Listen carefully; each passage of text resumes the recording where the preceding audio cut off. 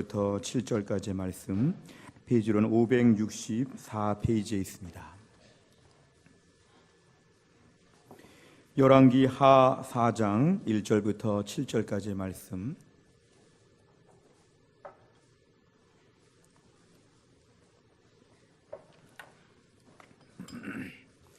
열왕기 하 4장 1절부터 7절까지의 말씀을 저와 한 절씩 교독하겠습니다. 제가 먼저 1절을 읽겠습니다.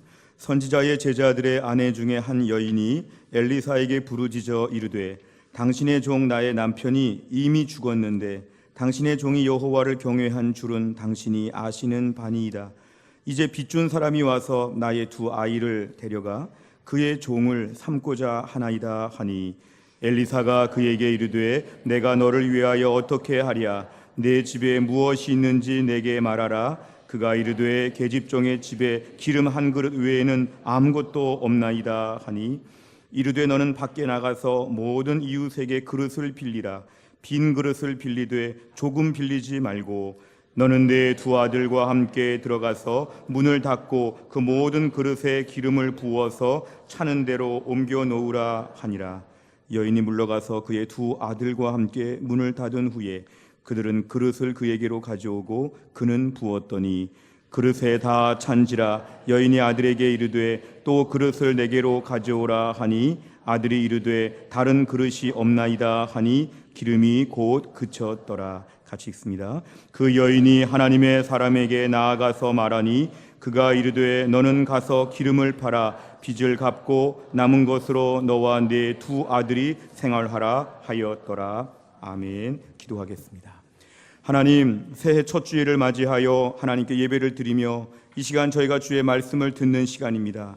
하나님 말씀을 대언하는 주의 종을 성령으로 충만하게 하여 주시옵소서. 하나님 말씀을 능력 있게 선포하게 하여 주옵소서. 하나님 말씀을 듣는 우리 주의 백성들의 마음을 준비시키셔서 하나님 말씀을 듣고 경청하여 이 말씀의 은혜와 축복을 받도록 하나님이 함께하여 주옵소서. 모든 말씀을 예수님의 이름으로 기도하옵나이다. 아멘. 오늘 말씀을 보시면 한 불행한 가정의 이야기가 등장하고 있습니다. 이 가정은 선지자의 제자, 오늘날로 말하면 거의 신학생 정도로 볼 수 있는 이러한 사람이 가장으로 있었는데 어느 날 이 사람이 갑자기 죽게 되었습니다. 저도 신학생 시절이 참 힘들고 어려웠지만 이 신학생 시절, 이 선지자는 아직도 아니고 선지자로서 훈련을 받고 있는 기간에 이 가정은 매우 어려운 가정이었습니다.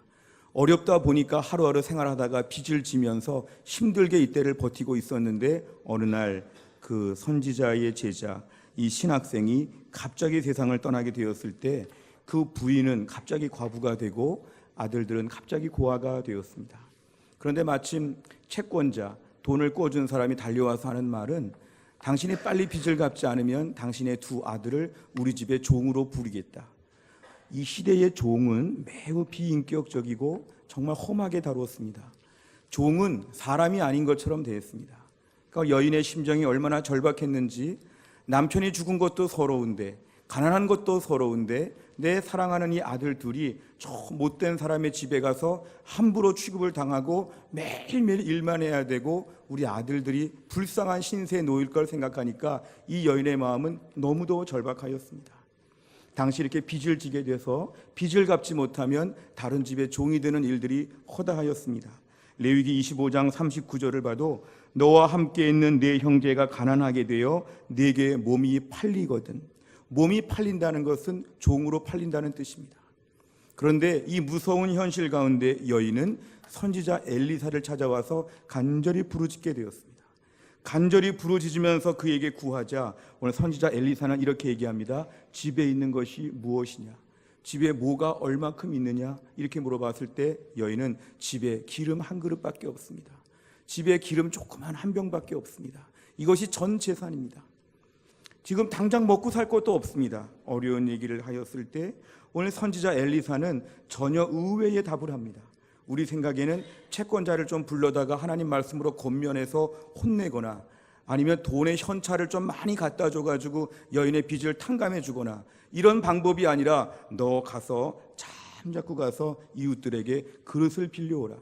그릇을 많이 빌려오라. 그릇을 많이 빌려오라. 이렇게 얘기하였을 때 오늘 이 여인은 이 이해가 되지 않는 명령 앞에서 순종하게 됩니다. 어떻게 보면 그릇을 빌려온들 뭐 하겠습니까? 그릇이 지금 기름이 조금밖에 없는데, 이 기름이 조금밖에 없는데 그릇이 아무리 산더미처럼 많아봐야 마지막에 더 비참하고 불쌍해 보일 수밖에 없는데 왜 그릇은 빌려오라고 하나? 여인이 화가 났을 수도 있습니다. 아니, 지금 내가 혼자 된 여자라고, 내가 지금 불쌍하다고, 너무 절박하다고 선지자님 너무 지금 나에게 가혹한 말을 하시는 것이 아닙니까? 지금 기름이 한 그릇밖에 없는데 왜 그릇을 많이 빌려와야 됩니까? 빈 그릇으로 왔다가 빈 그릇으로 돌려줄 텐데 왜 빌려옵니까? 거친 마음을 품을 수 있습니다. 또 한편으로는 믿어보긴 보는데 하는 거 봐서 내가 한 접시 정도, 한 그릇 조금만 빌려와 보겠습니다. 그릇 한두 개 빌려오면 되겠지요? 이 정도로 말할 수도 있었습니다. 근데 오늘 본문의 5절을 보면 이 여인이 물러가서 그의 두 아들과 함께 문을 닫은 후에 그들은 그릇을 그에게로 가져오고 부었다 그랬습니다. 이 5절 말씀을 통해서 그릇을 지금 빌려왔다는 것이죠. 비이성적이고 비합리적인 이 선지자의 명령 앞에서 여인은 철저하게 순종하는 믿음을 가졌습니다. 그렇게 되었을 때 바로 이것이 뭐냐면 하나님의 기적을 불러일으키는 놀라운 오늘 장면이 연출되게 됩니다. 결국 오늘 본문을 보시면 그릇이 계속 넘쳐납니다. 기름이 넘쳐납니다. 그릇을 다 채우고도 넘쳐납니다. 그래가지고 마지막 그릇이 다 차였을 때에 더 이상의 기름이 채워지지 않는 오늘 이런 역사가 오늘 벌어지게 되었습니다. 그릇을 준비한 만큼의 기름이 채워지게 되었습니다. 여인의 믿음만큼 하나님께서 기름을 공급하여 주셨고, 오늘 본문 후에 보면은 마지막 절에 보면은 종으로 팔려가지 않아도 이제 그 험악한 사람의 집에 가서 사랑하는 아들들이 종처럼 일하지 않아도 될 정도로 하나님 그 가정에 채워주셨습니다. 빚을 갚을 뿐만 아니라 생활비가 될 수 있을 정도로 기름이 넘쳐나게 되었다는 것이 오늘 본문의 말씀입니다.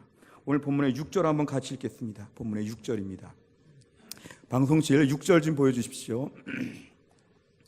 6절 한번 다 같이 읽겠습니다. 시작. 그릇에 다 찬지라 여인의 아들에게 이르되 또 그릇을 내게로 가져오라 하니 아들이 이르되 다른 그릇이 없나이다 하니 기름이 곧 그쳤더라. 아멘. 오늘 그릇이 다 그쳤다. 이 기름이 다 채워진 것은 바로 뭐냐 하면은 하나님의 축복은 그릇만큼 주신다는 것이죠. 그릇을 준비한 만큼 기름이 계속 공급되었다는 것이죠. 우리가 오늘날 이 땅을 살면서 이 여인의 절박한 형편만큼이나 우리에게는 절박한 형편들이 참 많습니다. 때론 집안이 경제적으로 어렵고, 때론 자녀들이 속색이고, 때론 우리 삶에 문제들이 너무 많이 벌어집니다. 그때 우리는 절박한 마음을 가지면서 이 여인의 참담한 심정처럼 하나님께 막 나올 때에 오늘 본문처럼 부르짖어 구하게 되면 하나님은 응답하시는 분이라는 걸 오늘 본문에서는 말씀합니다. 오늘 선지자 엘리사는 이 여인의 딱한 이야기를 들었을 때 곧바로 거기에 대해서 접수하고 해결 방법들로 일을 진행합니다. 집에 무엇이 얼마나 있느냐. 결국 우리 이 땅을 살면서 새해에 이걸 결심해야 됩니다. 내 인생에 뭔가 절박한 문제가 있다. 인생에 힘든 문제가 있다. 이 여인처럼 나는 너무 불쌍하다. 너무 참담하다. 이럴 때에 우리가 어디로 가야 하느냐면 하나님께 나와서 올 한 해 부르짖어 구하시기를 바랍니다. 하나님께 나와서 제가 이렇습니다. 우리 집이 이렇습니다. 제 입장이 이렇습니다. 제가 너무 곤란합니다. 어려운 형편을 가지고 구구절절 다 하나님께 맡기면 하나님 그 문제를 접수하여 주시고 해결의 실마리가 풀린다는 것입니다. 엉뚱한 술 친구를 만나가지고 밤새 술을 먹고 아줌마들 불러다가 수다를 다 떨고 아무리 신세한탄을 하고 아무리 고독하게 혼자 이 문제를 풀려고 해도 해결이 안 되는 것이죠. 오늘 이 여인의 첫 번째 제일 중요한 점은 이 절박한 문제를 가지고 선지자 엘리사를 찾아가서 부르짖어 구했다는 것입니다. 예레미야 33장 3절 같이 읽겠습니다. 예레미야 33장 3절 시작. 너는 내게 부르짖으라. 내가 내게 응답하겠고 내가 알지 못하는 크고 은밀한 일을 내게 보이리라. 아멘. 부르짖으라. cry out. 간절하게 부르짖어서 막 외치게 되면 하나님께 그렇게 부르짖게 되면 하나님이 들으시고 하나님이 일하신다는 것입니다. 그래서 우리는 이 여인의 믿음을 첫 번째로는 이 부르짖는 믿음. 어려운 문제가 있을 때마다 내가 오늘 주님께 부르짖어야지. 집에서 문을 걸어 잠그고 혼자 골방에서 간절히 기도하죠.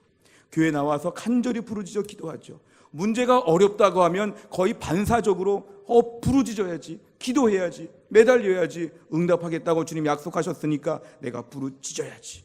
새해에 부르짖는 한 해가 될 수 있기를 주의 이름으로 축원합니다. 오늘 본문을 보시면 이 부르짖는 이 여인에게 그 다음 과정은 뭐냐 하면 하나님 앞에 전적으로 순종하는 의존의 마음이 있어야 합니다. 부르짖는 믿음도 중요하지만 하나님의 방법에 그대로 따라가는 믿음도 필요합니다. 오늘 본문의 가장 중요한 관건은 이거였죠. 그릇을 준비하라. 하나님이 그냥 주실 수 있는데, 그릇도 같이 주실 수 있는데, 하나님이 그릇과 함께 기름까지 이렇게 완전체로 주실 수 있는데 하나님 그렇게 안 하시고 그릇은 네가 준비하고 기름은 내가 채워준다. 그릇은 네가 준비하고 기름은 내가 채워준다. 하나님의 방법은 바로 이것입니다. 하나님께서 오늘날 우리의 필요한 부분을 채워주실 때 우리에게는 그릇을 준비하는 믿음이 있어야 합니다. 그릇을 준비하는 믿음을 번거롭게 여기면 안 됩니다. 아니, 하나님이 다 주실 수 있을 텐데, 그릇도 하나님이 준비해 주시면 좋은데 가만히 있다가 그냥 다 받으면 좋겠는데, 하나님 말씀은 그릇을 준비하고 내가 부어주는 은혜와 축복을 받으라는 것입니다. 우리가 새해 기도할 제목 중에 많은 그릇을 준비해야 됩니다. 오늘 본문에 믿음이 적었으면 그릇 한 개, 두 개 준비하면 한 개, 두 개로 생활비도 안 되고 빚도 못 갚고 아들들은 다 종으로 끌려갈 지경이 되었습니다. 오늘 여인은 오늘 본문의 의미를 보면 많은 그릇을 준비하는 이 믿음의 그릇 준비하는 이 스케일이 있었습니다. 오늘 신앙에는 스케일이 필요합니다. 내가 요만큼 기대하고 요만큼 기도하고 요만큼 그릇을 준비하면 하나님이 요만큼 채워주시고 요만큼 만족시켜 주시는 것이죠. 근데 우리 하나님의 능력과 은혜, 오늘 본문의 여인처럼 전적으로 의지하면 하나님이 기름을 채워주시려나 보다, 그릇을 많이 준비하면 기름을 많이 채워주시겠구나, 그릇을 많이 준비하겠습니다, 이런 믿음이 있었을 때 하나님이 다 채워주셨다는 것입니다. 예수님의 첫 번째 기적 가나의 혼인잔치를 보면 갑자기 포도주 잔치가 흥겨운 자리에서 포도주가 떨어졌다는 것은 그 당시 그 문화로 볼 때는 매우 치명적인, 잔치 망가뜨리는 일이었습니다. 급한 마음으로 지금 다 포도주를 구해야 될 때에 예수님의 어머니 마리아가 예수님에게 부탁을 해서 예수님이 지금 포도주를 만드는 장면을 보면 예수님께서 돌 항아리 6개가 있는데 그 6개를 채우라고 하인들에게 명령했습니다. 하인들의 이름은 등장하지 않지만 하인들의 믿음을 보면 하인들이 이 항아리에다가 물을 가득 채웠습니다. 요한복음 2장 6절과 7절 말씀 같이 읽겠습니다. 시작. 거기에 유대인의 정결 예식을 따라 두세 통 드는 돌 항아리 6이 놓였는지라 예수께서 그들에게 이르시되 항아리에 물을 채우라 하신즉 아귀까지 채우니 아멘. 항아리에다가 종들이 물을 채우는데 예수님이 채우라 그랬으니까 한 요만큼 채울 수 있죠. 3분의 1 정도, 한 2분의 1, 절반 정도 채울 수 있죠. 근데 오늘 이 하인들은 아구까지 다 채웠습니다. 지금 포도주가 많이 필요할 때 어서 막 뛰어가서 포도주를 사와야 되라고 할 때 이 예수님 명령에 순종한 하인들의 믿음의 수준은 뭐냐면 꽉 채우면 꽉 주시겠지. 물을 다 채우는데 이 물이 다 포도주가 되는 놀라운 기적을 맛보게 되었습니다. 하인들의 믿음이 적었다면 요만큼 채우면 요만큼 포도주가 그날 만들어져 가지고 요만큼 가지고 아쉽게 말할 텐데 예수님 말씀을 듣고 아구까지 꽉꽉 100% 꽉꽉 채웠을 때 그 물이 그 다 포도주로 바뀌었다는 게 성경의 기적입니다. 하인의 믿음을 우리에게 보여주는 것이죠. 물을 채운 만큼 포도주로 바뀐다. 그릇을 준비한 만큼 기름을 부어 주신다. 하나님은 어떤 분이시냐 하면 우리에게 은혜 주시기를 원하고 부어주시는 하나님을 믿으시기를 바랍니다. 하나님은 우리에게 부어주시기를 원하시는, 무한정 계속 주실 수 있는 하나님의 사랑과 능력을 저희는 확신해야 됩니다. 우리가 오늘날 믿음으로 산다고 할 때 절망스럽다, 힘들다, 어려운 얘기를 많이 하는데 저를 비롯한 우리 모두의 큰 단점은 뭐죠? 그릇 준비가 너무 서투르고 더딥니다. 그릇을 준비해도 구멍난 그릇 준비하고 조그만 그릇 준비하고 그러고는 이만큼 주시기를 기대하죠. 하나님 제 인생에 이만큼 이만큼 은혜를 주십시오 하고 그릇은 간장 그릇 같은 조그만 그릇 하나 가져가서 주님 제 그릇이 이만큼 있는데 이만큼 은혜를 주십시오. 새해에 우리 아이가 내가 아이를 위해서 요만큼 그릇을 준비했는데 우리 아이에게 이만큼 은혜를 주십시오. 우리 교회에 제가 요만큼 그릇 준비하고 우리 집 이만큼 그릇 가지고 있는데 이만큼 부어주세요. 우리가 이런 식으로 기도한다는 것은 하나님의 일하는 방법을 몰라서 그렇습니다. 시편 81편 10절과 11절을 보면 나는 너를 애굽 땅에서 인도해낸 여호와 네 하나님이니 내 입을 크게 열라 내가 채우리라. 입을 크게 열면 크게 채워주겠다. 그런데 이스라엘 백성 11절 내 백성이 내 소리를 듣지 아니하며 이스라엘이 나를 원하지 아니하였도다. 하나님은 입을 크게 벌리면 다 준다 그랬는데 이스라엘 백성은 조그맣게 벌려서 하나님 채워주세요. 하나님 채워주세요. 왜 많이 안 채워주세요? 입을 크게 열라. 그릇을 많이 준비해라. 내가 남김없이 채워주겠다는 것입니다. 우리가 오늘날 우리 안의 마음에 하나님을 향한 기대치가 너무 낮습니다. 그리고 그 기대치에 비해서 그릇 준비하는 건 너무 미약합니다. 요한복음 1장 46절을 보면 나다나엘은 이런 말하죠. 나사렛에서 무슨 선한 것이 날 수 있느냐? 그릇 많이 준비한다고 무슨 기적이 있겠느냐? 망신만 당하지. 지금 형편에 그릇 준비한다고 기름이 생기겠느냐? 그냥 하나만 준비하면 되고 2개만 준비하면 되지 뭐 때문에 그릇을 많이 준비해서 망신당하고 괜히 수고하느냐? 한 집만 가지 왜 10집 20집을 돌아다니면서 그릇을 빌려와야 되느냐? 이건 다 무의미한 일이다. 아무것도 하지 마라. 무슨 선한 것이 있다고. 우리가 저런 마음이 있지 않습니까? 오늘날 주님을 바라본다면 우리는 저런 우리 안에 불신앙을 먼저 올해 처리하고 1년을 시작해야 됩니다. 하나님 제 인생 가운데 오늘도 믿음의 그릇을 준비합니다. 그릇 준비하면 채워주실 것을 믿습니다. 1년 내내 그릇을 준비하는 자에게 하나님 믿고 주신다는 것이죠. 어느 카페에서 텀블러를 가져오면 하루 종일 커피를 드리겠습니다. 그럼 텀블러, 이 병 그릇 하나만 가져가면 커피잔만 가져가면 계속 커피를 준다니까 하루 종일 내가 맛있는 커피를 마실 수 있겠구나 이러면서 기쁨으로 우리가 텀블러를 가져가서 커피를 받으면 참 좋죠. 근데 한쪽에서 텀블러도 그냥 같이 주시지 컵에다가 담아 주시지 왜 가져오라고 해. 아무리 카페에서 우리가 무한 리필해주는 커피를 줘도 그릇 준비해 오라면 그릇 준비한 사람만이 그 맛있는 커피를 마시는 거죠. 어느 큰 설렁탕 집에서 설렁탕을 무한정 드릴 테니까 냄비를 다 가져오십시오. 집집마다 냄비만 가져오면 설렁탕 다 부어드리겠습니다. 냄비 가져가는 게 귀찮아서 냄비 가져가지 않아서 설렁탕을 구경도 못하는 신앙의 원리는 그릇을 준비하면 하나님이 채워주신다는 것을 믿는 것이 믿음입니다. 너무 믿으니까 준비하는 것이죠. 준비해봤자 안 줄걸. 저 집에 우리를 속이는 거지 장사하는 거지. 불신 마음이 있으면 안 준비하는데 너무 믿음이 좋으면 많이 준비하죠. 텀블러 100개, 200개 가져가가지고도 계속 마실 수 있는 이 기대치는 바로 뭐냐면 내가 준비할 그릇을 준비해서 나가면 하나님은 그릇에 은혜를 채워주시고 축복으로 채워주신다는 것입니다. 새해에 이러한 신실한 믿음 주시기를 주의 이름으로 축원합니다. 어느 기독교 서적을 보다가 어떤 사람이 너무 돈이 없어서 복권 당첨을 위해서 계속 기도했답니다. 주여 복권이 당첨되게 하여 주옵소서. 복권 당첨을 위해서 계속 기도하고 계속 기도합니다. 주여 복권 당첨되면 이것 때문에 내가 누구에게 모두 해주겠고 내가 뭐 교회에다가도 무슨 일을 하겠고 내가 착한 일도 많이 하겠사오니 욕심대로 쓰지 않겠사오니 복권 당첨되게 하여 주옵소서. 주여 금식하며 기도하고 철야하고 작정하고 막 그냥 그렇게 해가지고 한 달 정도를 기도했는데 어느 날 기도했더니 하나님의 이런 음성이 들렸답니다. 주여 복권 당첨을 믿습니다. 주님의 음성 복권을 사라. 복권을 사지 않고 복권 당첨되기를 바라는 이 허황된 마음을 비꼰 그런 유머이죠. 우리가 오늘날 복권을 제가 강조하는 게 아니라 오늘날 우리 신앙의 원리가 우리가 해야 되는 그릇을 준비해야 하나님이 채워주십니다. 감당할 수 있을 때 하나님은 주신다는 것이죠. 내가 새해에 많은 꿈과 계획이 있으면 우리가 그릇을 준비해야 하나님이 채워주신다. 하나님이 얼마큼 채워주시냐면 누가복음 6장 38절 후히 되어 누르고 흔들어 넘치도록 하나님이 채워주신다. 우리가 하나님께 많이 준비하면 많이 주신다. 우리가 1년 동안에 얼마나 그릇이 많이 필요한지 모릅니다. 순종의 그릇을 준비하면 하나님 복 주시겠지.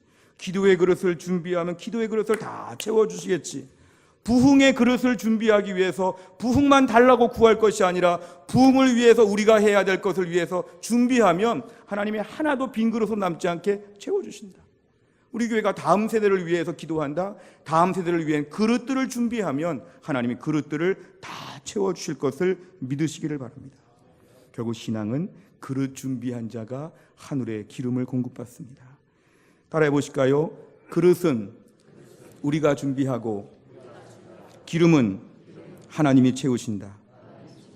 올 한 해 1년 동안 믿음으로 살아가면서 그릇을 많이 준비하여 하늘의 가장 큰 축복을 다 받을 수 있기를 주의 이름으로 축원합니다.